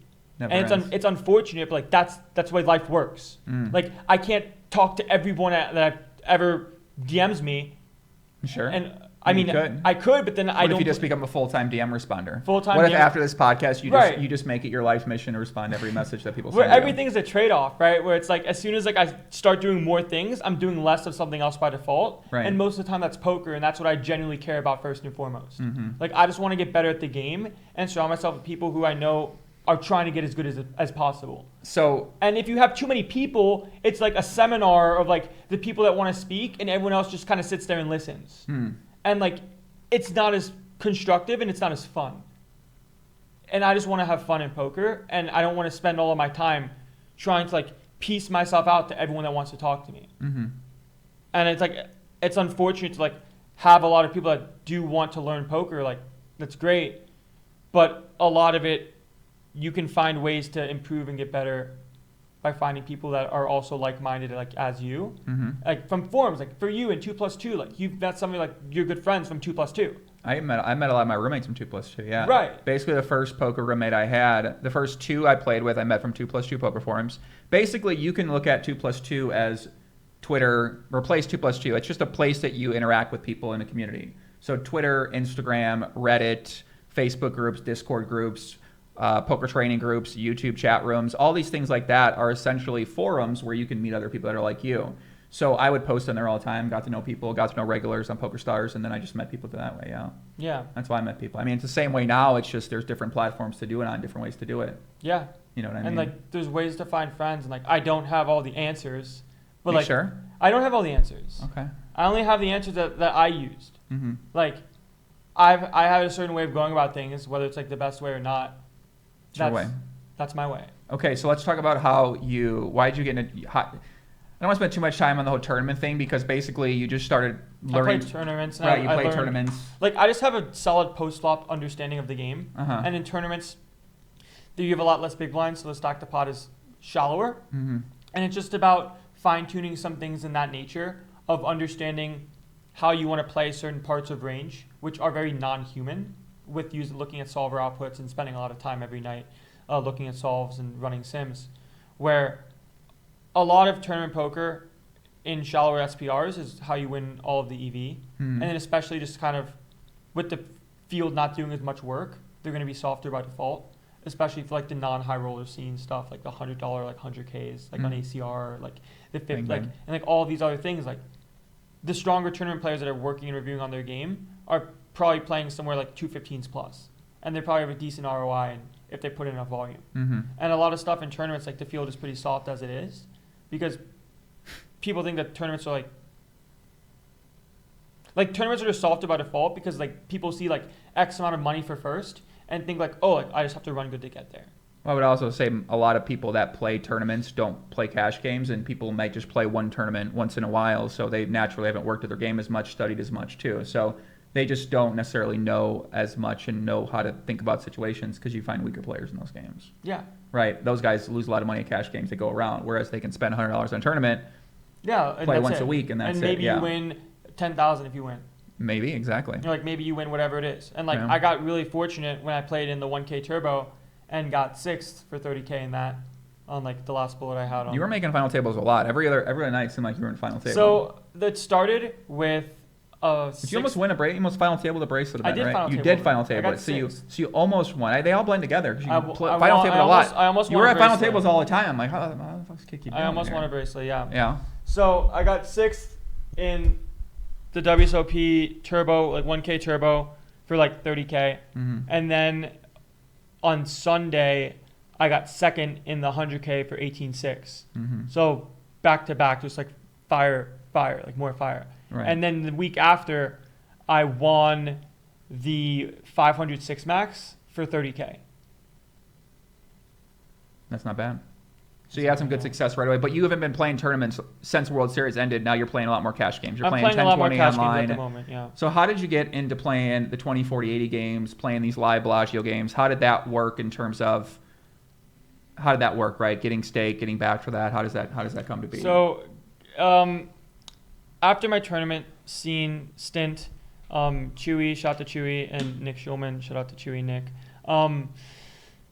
Yeah, they basically said, hey, I think that there might be something here to where you can play tournaments on Sundays and like Tuesdays and whenever you want to play tournaments and kind of just do what you want. Mm-hmm. But we know like even like I was backed by my friend that coached me in the first place, my friend Steven. And then I wanted to play these higher stake stuff and it's higher variance and like you need a decent. Just more money. It's a lot of money. So Right. he was like, nah, like it's fine. Like if you can find something else, try to make that work. So I ended up doing that. And from there, I just sort of saw it as an opportunity to play in like these higher stakes live games, and they both sort of had like the trust in me that I was winning in the games. Mm-hmm. And then ended up not doing too hot at the start, ran pretty poorly in the first couple sessions. And Which then, works. I mean, you're down a few buy-ins, right? It's not like it's, and I think a lot of people forget that is that just because it's higher stakes, it's still the same the way you think about poker. You're down a couple buy-ins. You're down 2 buy-ins at 2.5. It's not like to me like I'm trained from all the poker I've played to think about things in terms of big blinds and percentage of pots. Mm-hmm. Where if it's like a $3,000 pot and I'm gonna c-bet 1/3, it doesn't matter if it's $1,000 and that's like money, like rent money, Mm-hmm. so to speak. Where it's like, okay, like I know what my play here is to bet 33%, I'm going to bet 33%. If my best play is a 2x jam all in, the best play is a 2x jam all in. Mm-hmm. That's just the way I think about poker. Do you think that's the way that you need to think about poker? Do you think that potentially could be a harmful thing for you when you're thinking about business? Because a lot of business is related to making money. Yeah. So obviously as the stakes go higher, the amount of money you can win or lose Risk of ruin is higher. Right, exactly. So do you feel like the way that you think about it just in terms of it's not real or it's just big blinds, do you think that could be a negative thing? It's a negative thing to an extent, especially if you're underrolled. Mm-hmm. And like for me, like something I would always like run it once, and like the variance variance is higher when you run boards once. Okay. And especially when like you like doing that just increases risk of ruin. Mm-hmm. And if I want to like decrease risk of ruin, which is probably what I want to do, is I shouldn't be running it once. So now you run it twice. No. So I how do you twice. think it would be different if you weren't playing backed or staked or for these games? I would be playing in the game itself. Right, you'd be having to take a different strategy. I would be playing whatever like, your bankroll allows I would you to be play. playing whatever my bankroll would allow me to play. I would think that it actually doesn't. In some ways, it almost like I can see both arguments, right? Like maybe you could do that, and you could play lower stakes and play all on your own. Or in this situation, I don't know. I guess everyone's business is different, right? Yeah. I think people like maybe they look at people that get backed for certain things as they're taking like an easy way out in some ways, but I think that might actually be a real dumb way to look at it, because if you can get backed and potentially make more money and put yourself in really good spots, then why would you not do that? Yeah. Versus grinding out in a little bit tougher games at smaller stakes sometimes. It's just a matter of opportunity, because Mm-hmm. some people get the opportunity that I get. It's rare because it's hard to find people that are still want to be in the staking business for like higher stake stuff in the first place. Mm-hmm. Because like it's a pretty like small group, because like not much money. There's a lot of people out there ready to. Once you get, I think a lot of people don't understand. Like once you get involved in certain people in the poker community, there's a lot of people who buy action. Yeah, of course. Want to gamble. It's bigger than most people expect, and I think people don't. I mean, obviously, they don't know these things because they're not involved in the poker world. So. Right, and I didn't know about them at all myself until I was in it. Right. Where like I thought that like high stakes games were like, oh, like all of these guys are like the best players in the world. But like in some cases, like that's not the case. Like there's no, man. I mean, some of these guys aren't very good at all. It's just that there's they're a lot better of, like, than VIPs. It's the same concept. Getting into the game is a skill. Learning how to navigate the backer situations is a skill. Learning how to navigate the fun player situations is a skill. Learning how to get paid is a skill. Right. Learning how to understand if you're getting cheated in a game is a skill. There's all these different things, and it's just a different way to approach the game and pay attention to. And now with the rise of private games, and these are more of a feasible option online and live, you have to understand these things and decide, do I want to do that or do I want to go grind 4 tables of 1-2? You can kind of make those decisions for how you want to structure your business yourself. And there's every way is going to be different for everybody else. Yeah, exactly. And like even for these games, like I used to think that like high stakes games were like the best players in the world. Mm-hmm. But in some cases, like there's somebody that's having fun and want like a VIP in the game who's playing for fun, and all of the regs in the game now instantly have a high win rate, regardless if there's like 5 really solid regs and then 1 VIP that's playing for fun and is playing a lot of any 2 cards in some cases, like playing aggressively, like doesn't understand like certain things of poker to make him a strong player or her a strong player. And that's the way the game works, where it's like, okay, like there's EV here. We know that you might not be the quote-unquote best in the world, but if you're the best in the game or one of the best in the game, that's all that matters. Like there's the whole baseline of you need to be this good or this talented goes out the window when you start playing with people that don't have the greatest understanding of what poker is besides nothing more. It's like a fun game and like you can gamble and you can win some money. So then how do you decide if you want to become a player who's good in those games versus someone who can compete against anybody on a more open site? Let's say you play on an ACR or WorldSeriesPoker.com or Global Poker, where it's a more centralized open site. Not completely open, of course, but more open than a lot of these other kind of games might be. Well, a lot of these games now are like really pretty political, especially like the private game scene and like the home game scene. Like there's a lot of politics that go into it, and online is just such a pure form of poker where it's like you sit down.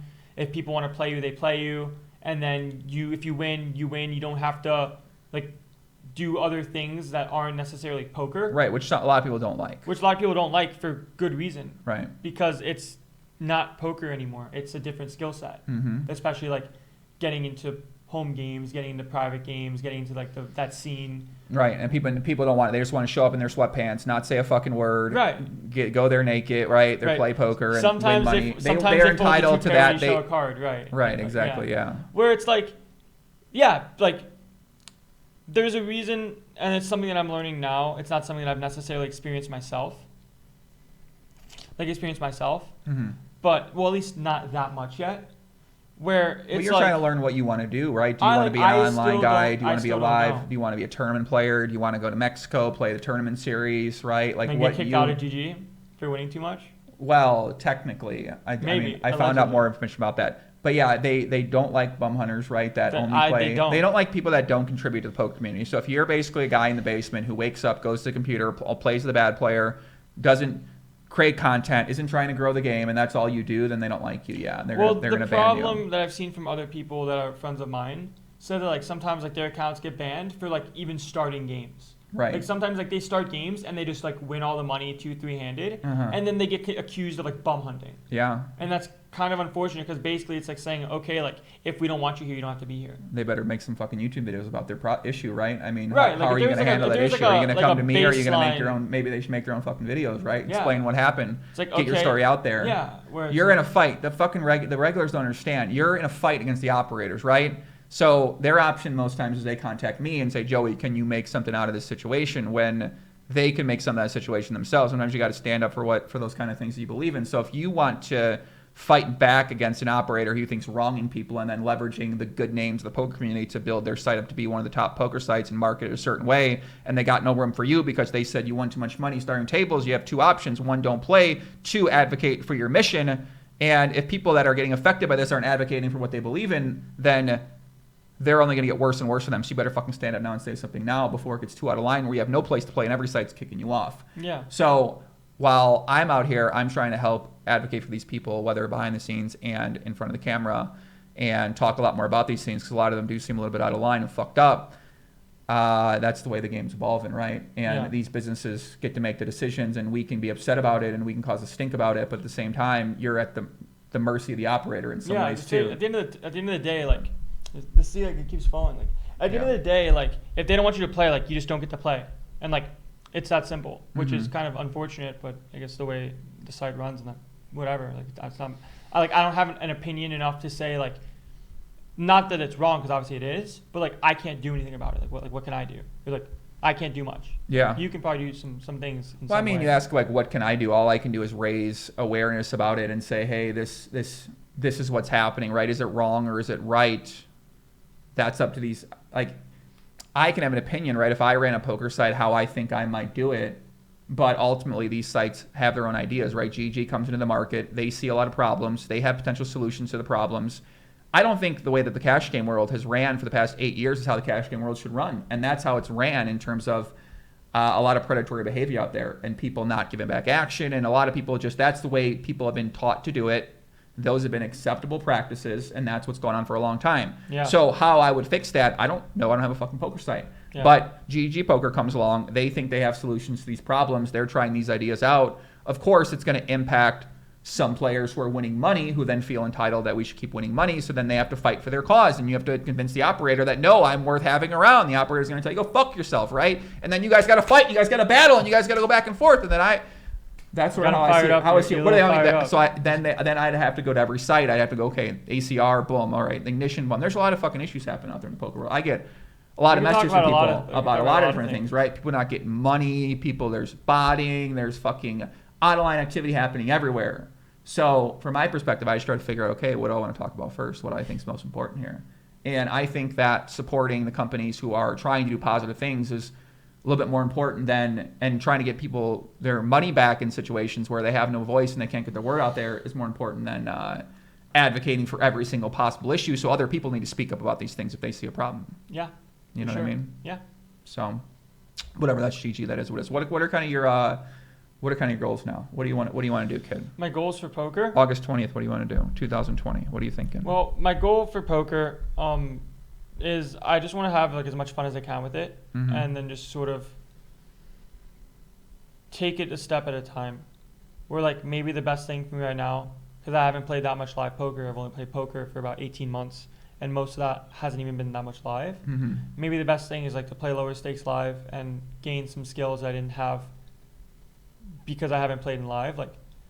And the problem that I had wasn't like technical skill, but just some live things that I just don't have experience with yet. Right. And I just maybe have to put in more reps before I just play higher stakes things, just because there's more money on the line. And like, sure, maybe I'm winning now, but I could be winning even more if I just take a couple months to get better at live. What about live versus online? Because you've been playing a lot on 10, 20 games online too. So what do you think about? How do you think about that? I kind of just play like when I feel like I want to play.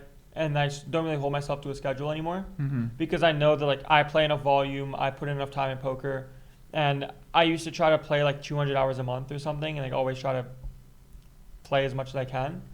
But even now, like taking some time off and like taking some time to just do my own thing is part of getting get some better hobbies, hang out with friends. You know a lot of people here in Vegas, right? I do, yeah. You're hanging out with me, you're hanging out with Berkey and those guys. You're hanging out with a bunch of other people too. So you know a lot of people out here. You're obviously good at meeting people. You're kind of exploring now, what do you like to do, right? You're trying out new things, and that's sort of something that happens once people get a little comfortable and have the opportunity as they start trying out new things. And of course, those new things can potentially be distracting as well too, because they can drive you away from the overall main goal or mission that you have, which I know very well has happened to me multiple times in my life. So, yeah, like we've talked about this all the time. Like I remember one of the earlier conversations we had like a year ago was like, what are my goals in poker? And even now, like I don't even have like a clear cut decision on what that is. Right. So it sounds like girls just keep getting better, keep figuring out what's out there, right? So you're trying out live, you're trying out online, you tried out tournaments, and you're kind of seeing what you like and what you want to play. Yeah, and it's been a lot of fun sort of doing everything, and I still haven't come to a decision. And honestly, like I don't even think I need to. like I'll figure it out. Like I'm smart enough to like get to this point. I'm smart enough to figure out what I'm gonna do in poker, and I'm sure as soon as I figure out what I really want to do, at least in the poker scene, of maybe it is play everything and like have a schedule of okay, I play tournaments on Sunday, and then every other day like I play cash during the week, and kind of figure out what that looks like for me. Yeah. There's no clock. I don't have to figure this out by the end of the year. I don't have to figure this out in 2 years. Like I'm doing well enough now, making enough money now to put some money away to some extent, and then save money and do what I want. And I'm like, I'm okay. Like I used to try to push myself so hard to like have a goal, and like I'll figure out what the goal is, but like I don't want it to stress me out. Where it's like, oh, like I want to make 6 figures this year, and like I think about like where I'm at now, like at this point in the year to be to that goal, and I'm like, if I really cared about that, I would be stressed. Like, oh, I have to play more live. I have to play more online. I have to play more, do more things, when I don't really want to. And I'll just kind of sort of figure it out as I go. And I have you're here, other friends are here, and I'll be okay. I just have to not worry too much. Yeah, man, I think you're gonna be fine, no matter what you want to do, right? Yeah. You know. Hopefully. I mean, the games are gonna keep getting bigger, right? Seems like it. You're gonna lose more pots. Exactly. I mean, kind of what happens is once you make enough money for your investors, then they're willing to invest in higher stakes games. So if you have investors in you, this is like such a this is such like an unspoken thing, especially on my podcast. But typically, right, you have to make money for the people that invest in you. Once you make money for the people that invest in you, they're willing to then look for other opportunities and say, well, how do we make more money potentially in our investment? And once you start making money for people who invest in you, then a lot of other people find out about it, then they want to stake you for everything, and then the scale kind of goes as high as you want. And then once you build your bankroll that way, then you're able to decide, do I want to sell less? Do I want to take more? Do I want to work out better deals? That's stuff that happens when there's more opportunity. And that's an art, and that's an art in itself. Yeah, the art of the deal. Shout out to Trump. Let's take some questions from the chat. I see a lot of people out there. There are a lot of people out there. It's been a hell of a chat. It's been a hell of a chat out there. I mean, it's a way different conversation with you than it is with a lot of people, because you're super new to poker, and it's very rare that I personally have in-depth conversations with somebody that's not new to poker. I haven't had too many in a long time, even though I started talking to more people. I'll win all the money, and we'll do it again, and we'll see if the chat stays the same. No, of course it'll be different, right? No, if it stays the same, then okay, then the weirdos appear. Right. Like this guy Crypto says, no one's talking about poker here. I mean, we've been talking for an hour and a half. We talked a bunch of poker over time. I think Crypto's not paying attention if you didn't realize we're not talking about poker, right? I mean, we talked a lot about poker. We talked a lot about specific in-game things, a lot about general mindset, a lot about how to approach things, a lot about how to get better. Him telling you the answers for some of these questions isn't necessarily the answer for you on how to get better at the game. So there's a lot of other things that go into it. And that's been my theme of my podcast the entire time, is people think that it's all technical strategy. And if you want technical strategy, there are literally tens of thousands of videos out there. There's sites, there's like other coaching, there's coaching for profit stables. Like if you really wanted to learn strategy and stuff like that, you wouldn't be at this podcast, because there's other places you to wouldn't be go. Saying like Landon needs to give me the answers how to do it. What we're trying to provide is a more like general idea of how it's like a holistic approach of just like poker itself. It's like, okay, like how did you get here? Right. Like, and that's it's a new age, right? It's not how did I become great at poker. You have a book already. When it was different, right? Shout out to the book. I know, shout out to the book. It's a great book, $10.99, a lot of stuff in there. I read that book like 3 times. Read the book. It's a pretty good book. The quality of successful high-stakes poker player. But on Amazon, $10.99. But now it's for you, right? How did you do it? Your story is going to be unique. Not everyone's going to do it the same way, but at least it gives a general idea of how someone can think about it, approach it in a modern age. Even though a lot of the ways that a lot of players got really good at the game before are still applicable now, but people are like, oh, I don't want to listen to that because maybe it was years ago. When the same approach is always going to apply and how to get better. Everybody has different ways of how they became successful in poker. Like so maybe some people started with nothing, grinded cash on their own roll, figured out themselves, and now they're playing high stakes. And that's a story that they have, and that's just, I guess, expressed from some Would you consider you're at high stakes now? If I title the video Micro Stakes to high stakes, I'd say you're I mean, from what I've heard, like 5-10 plus online is considered high stakes. That's what I consider high stakes too. I don't know what the fuck these guys. These guys must think like 1K, he's playing 1K, 2K. Like that's difference. That's like crazy stakes. So like playing 10-20 live is like the highest stakes in the casino, and then like there's 20-40. Like public games, there's not much 50, 100 running. Well, these guys, 25, this 50. is what Apparently, everyone in the chat are like super wizards. Super wizards playing 50, 100, and this is like peasant stakes, and there's that going on, but that's fine. Like I don't really care. Like I'm just gonna keep doing what I'm doing. John Haynes says, what is the one thing that they recommend to a person that just got to 510 and is break even for like 6,000 hands? There's more than one thing wrong with your game. Well, what would be one thing? If you have a database, look through it or get coaching. Well, you can't tell him anything. What can I say? I don't know how he plays. Yeah, that's true. What do you think might be something that someone who would be breaking even at any stake would have to clarify, right? What did you have to What did you have to get better at? There's different thresholds, right? There's different thresholds for beating 1-2 live versus beating 10-20 online. Okay. Like someone that's beating 5-10 and then playing 10-20, like in a different example, obviously is a good poker player. They may be missing some very nuanced things and some breakthroughs that they could have that make them. All they have to do is change like one thing, and you go from break-even 10-20 player to winning 5-10 player. And if there's 6,000 hands, if it's online, like that's nothing. I've been on multiple 30 buy-in, 150,000 hand downswings. Does that make me a losing player? Maybe. To the chat, probably. Could, yeah. Losing player, running very high. But that's fine. And it's like, that's kind of how poker works. Like 6,000 hands is nothing. Like no one really truly understands like how much variance has an effect. Because maybe some of the best advice I could give to someone like that is to just keep playing. Right. Just figure it out. Keep playing. You're not doing anything wrong. Just keep playing. And then you look at the database. You sort of get some more technical things. Okay. And database. Yeah, and like I've learned a lot from my time in poker, especially the fundamentals, from just grinding in my room for 12 hours a day. There's no substitute for that. Like someone can tell you what a range is, but it's still, as soon as you get into a game and start thinking about it, it's different because you have to implement.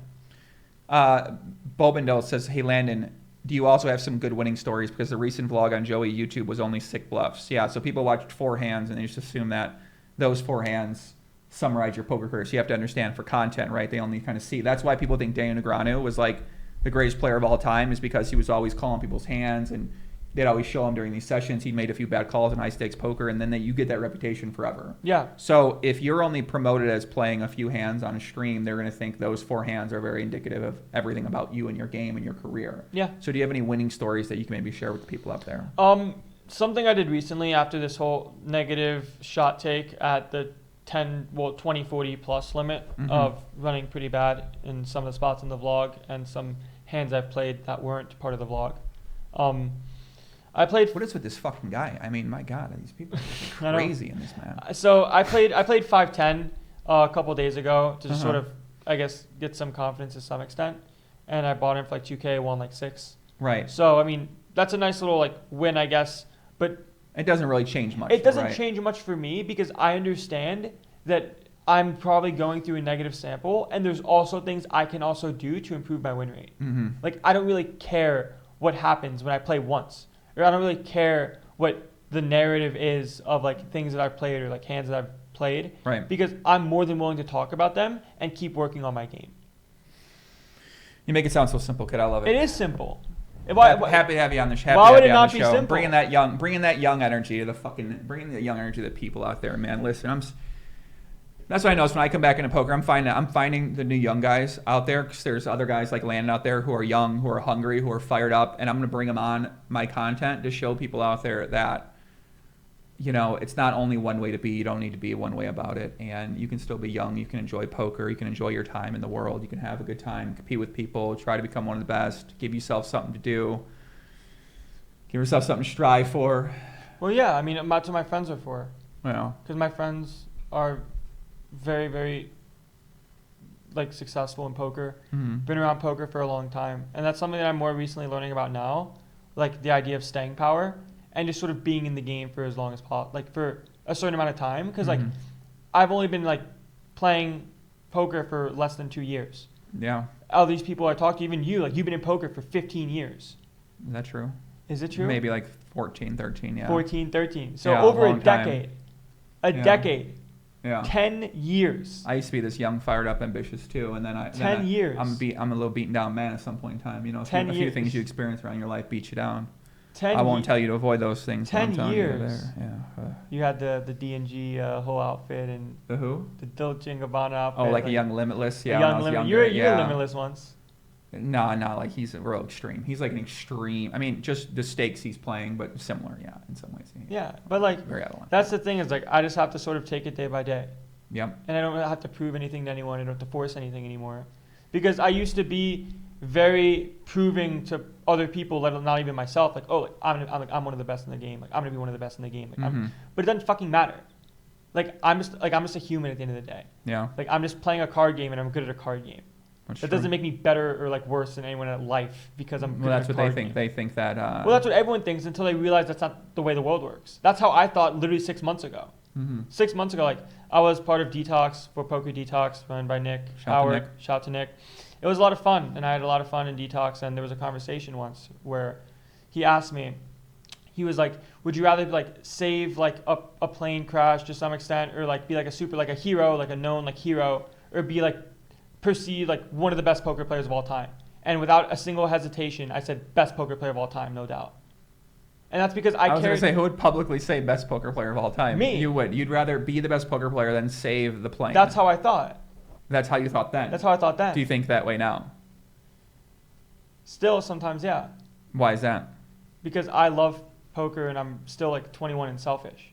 Makes sense. Like I still like have my sort of things I want to get done, and like whether for better or for worse, it's like it's like not even like a hypothetical situation. Now that we're getting fired up. Like, sure. He wouldn't save the fucking plane. Right. These guys are taking the bullet for the fucking plane landing out there. They're ready to take the bullet for the plane. Like the idea. Put me in front of the plane. Let the plane hit me, Landon. That's what they're gonna say out there, buddy. But like for me, and it's just like I understand like the problem with that mentality to an extent, but like at the same time, like I've put so much of my past 2 years into poker and like how much I just love the game. Like I don't see it as like a non-noble act, more as I have this certain drive for something that I really want to strive for, and that's just something that I really enjoy. Amen. And it's just I love it. That's just I love the internet. Nowadays, anyone can, it's like the downside of the internet is you sort of develop who you are, and then you have a bunch of people who don't know telling you what they think you should be, whether they're being serious or not, and it's real easy. It's easy to be consumed by these people's opinions. To have to live your life and think about your life and approach your life in a certain way, in accordance with what a random person that you're never going to encounter. Right, and I mean, my mentality is probably going to change sometime down the line. I'm not saying that I have everything figured out, or I have all of the answers, or this is the right way to think about a certain thing. I'm not advocating for it. I'm just saying how I honestly think at this point in my life is what it is. And that's going to change. It's going to change. It's going to change. But right now, like, I'm not going to. I take in the viewpoints you have, and I'm not going to lie. I'm not going to lie about like who I am as a person. You don't really have much perspective. I guess that's the downside of perspective and experiences is that. Yeah, I just don't have it. Once you get in those, like, you never know how it's going to shift you, right? You might get crazy one night, and all of a sudden you quit poker for. You never know, man. Crazy stuff could happen. And I mean, that's just the way like life changes. I'm sure. All the super wizard genius chat pros like, oh, like the kid doesn't know what he was talking about. It's like, sure, like you guys are all the same way. Like you'd all just diet and be a hero, and like sure, that's fine. Like you can like have that sort of mentality, but like I'm who I am, and I know it's gonna like maybe my mindset changes. But right now, like I'm very into poker and I'm very into being the best me I can be. I love it, buddy. Nice talking with you, man. Appreciate you having you on the show. We're gonna be doing more content with Landon coming up here. We're doing more vlogs with Landon of his his play and his experience over time. I'll help document the journey for people up there to follow along with, because I know people out there are excited. I want to see how he's going to do. Maybe listen, man. I got high hopes. I got high expectations in terms of what I think you can do in poker, outside of poker, right? Whether you want to get out of poker or not. I think you're going to be successful at whatever it is that you do. So if you guys enjoyed the video, make sure you like it for more. Subscribe to the channel for more content. I got a WPT final table with my man Ike Hollywood Haxton coming out. We had a Doug Polk podcast yesterday that's crushing on YouTube right now. We had a vlog with Landon from Tuesday that's crushing on YouTube right now. A lot of the YouTube content we're putting up there are bangers. My goal is to produce some of the best content in the entire fucking world. And right now I'm at a 2 out of 10, and I got about 8 notches up to go on my YouTube content production. That's my plan. There's also a plan I might just fucking quit in like a month. So we'll see what happens. I mean, I probably not, but you never know. I mean, I'm pretty I'm pretty on edge. You love it here. Nah, you love the people here. Some of the people here. You ready? I'm ready. The on-camera world. Maybe we put the on-camera world behind us. Maybe we operate from behind the scenes. The people. Maybe have a podcast, like you record it separately and then don't have to deal with the chat wizards. Oh, I like the chat. The chat people are fun. They're kind of fun. I like them a lot. It's just like it's a lot of time, a lot of energy, a lot of hours into it, all this kind of stuff like that. So that's it. That's what we got, guys, in the chat. Take care very much. Bamfu, Anthony Meeker. What's up, Anthony? What's up, Poppy? What's happening, man? Dean Nelson. Maybe I should do like a prospect show. What do you mean? Like the next step and comers. That's fun. Yeah, find them all. Bring them in a fucking room. Poker 2 months, Poker Island. 10 months, 10 million. Depending on what stakes you're playing. Sure. That's true. Fuck it, why not? Fuck it. All right, guys, we're out of here. Take care. Peace out. Right. Adios. Noob Slayer, I'll be on there after my 21st birthday. Let's see you, buddy.